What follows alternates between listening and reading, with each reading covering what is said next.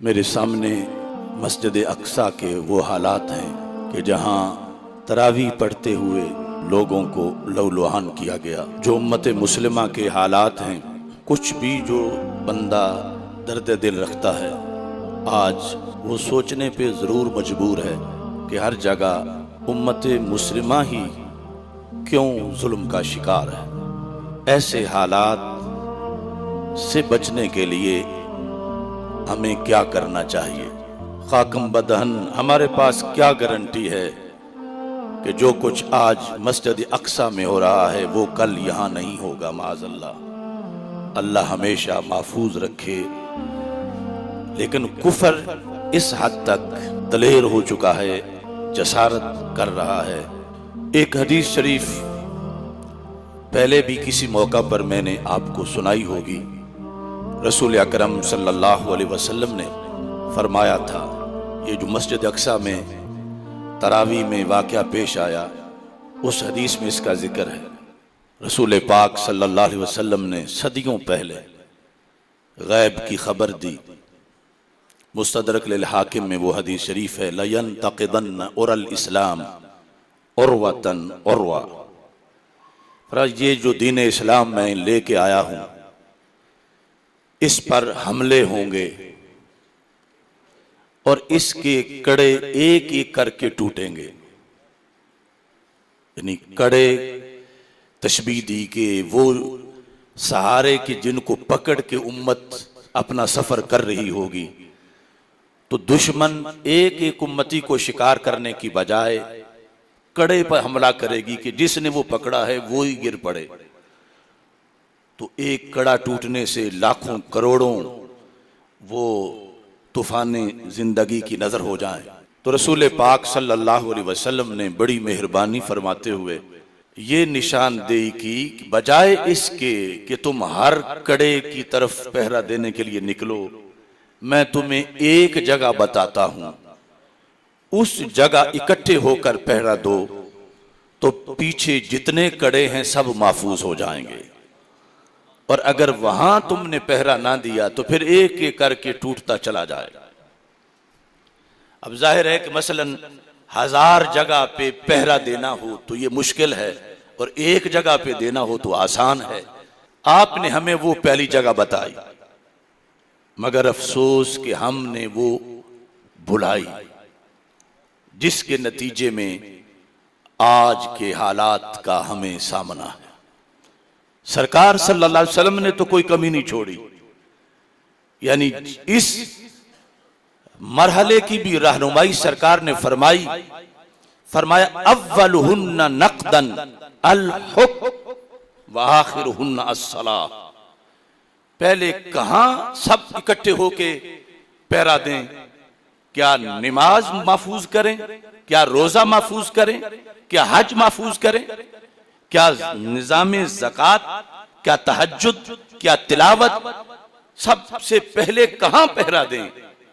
मेरे आका सल्लल्लाहु अलैहि वसल्लम ने फरमाया अव्वलुहुन्ना नक़दन अल हुक्म, सबसे पहले हुकूमत इस्लामी पे पहरा दें। फरमाया दुश्मन तुम्हारी नमाज पे पहले नहीं हमला करेगा, तुम्हारे रमजान पे पहले नहीं करेगा। अव्वलुहुन्ना नक़दन अल हुक्म, सबसे पहले दुश्मन इक़्तिदार तुमसे छीनेगा। व आखिरुहुन्ना अस्सलाह, और आखिरी हमला नमाज पे करेगा। फलस्तीन की सरजमीन पे हुक्म छीना गया, नमाज तक हमला पहुंच गया। हम अभी जहां मौजूद हैं नमाज पे हमला नहीं, अल्लाह का फजल है, लेकिन हुक्म यहां भी छीना गया।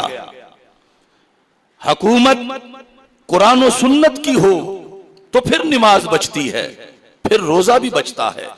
अब छत सलामत है, नीचे कोई तिलावत करे वो भी महफूज है बारिश से, धूप से, कोई नफल पढ़े वो भी महफूज है, कोई तकरीर करे वो भी महफूज है, और छत ही ना हो तो फिर हर एक के लिए अपनी अपनी हिफाजत की जरूरत है।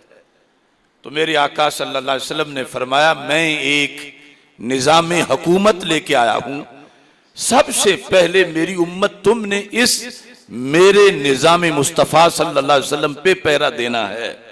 अगर तुमने इसको दुनियादारी समझा तो फिर दीन पीछे महफूज नहीं रहेगा। सबसे पहले तुमसे नमाज नहीं छीनेंगे कि सजदे पे पाबंदी लगा दें, कि सहरी पे पाबंदी लगा दें। पहले निजाम छीनेंगे और फिर चलते चलते नमाज भी मुश्किल हो जाएगी।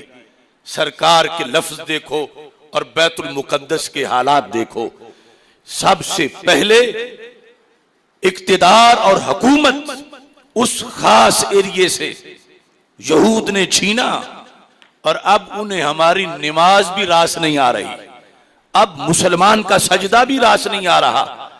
अब उसके लिए यह भी पसंद नहीं कि ये मिलके हजारों तरावी क्यों पढ़ते हैं। तो रसूल अकरम नूर मुजस्सम शफी मुअज्जम सल्लल्लाहु अलैहि वसल्लम का फरमान पूरी दुनिया के मुसलमानों को झंझोड़ रहा है। और खाकम बदहन ये जुज़वी तौर पर जो हरमैन शरीफैन के अंदर एक पाबंदी कि किसके पास लाइसेंस है वो अंदर नमाज के लिए जाए, जिसके पास नहीं वो ना जाए, या मुकम्मल लॉकडाउन, ये एक सूरत तो सामने नजर आ भी रही है। मगर आज अगर बैतुल मुकद्दस की तरफ तवज्जो ना की गई, उस हदीस की रोशनी में जो हमारे आका सल्लल्लाहु अलैहि वसल्लम ने हुक्म दिया कि अपना निजाम पहले काबू करो, अपना कानून हुकूमत उसके मुताबिक सब कुछ होगा तो फिर बचेंगे। खुदा की कसम अगर आज बैतुल मुकद्दस के लिहाज से ये सोए हुए अरब इर्द गिर्द के और अय्याश और बदमाश शहजादे इन्होंने अगर बैतुल मुकद्दस की खबर ना ली तो कल हरमैन शरीफैन पे पहरा भी मुश्किल हो जाएगा। कि ये हुकूमत दुनियादारी ये तो किसी और का शोबा है, ये दीन वाले इसका नाम क्यों लेते हैं। सरकार ने फरमाया कानत बनु इसराइल तसूसुहुमुल अंबिया, फरमाया बनी इसराइल की सियासत, ये लफ्ज सियासत सरकार ने बोला, अगरचे उसका वो माना नहीं जो आज लिया जा रहा है, इस्लाहे अवाम। फरमाया ये सारा काम नबी करते थे, गैरों ने ये फलसफा बनाया कि ये जो निजाम चलाने वाली सीट है ये दुनियादारी है, ये वो गैरों को दे दो। उन्होंने हमसे छीनने के लिए लोगों के जहन पायजन किए और सीट छीन ली, अपने एजेंट बिठा दिए। और रसूल पाक सल्लल्लाहु अलैहि वसल्लम की हदीस आज पूरी दुनिया में मुसलमानों को झंझोड़ रही है कि कहीं रोहिंग्या मुसलमानों का मसला है, कहीं कश्मीरियों का है, कहीं फलस्तीनियों का है।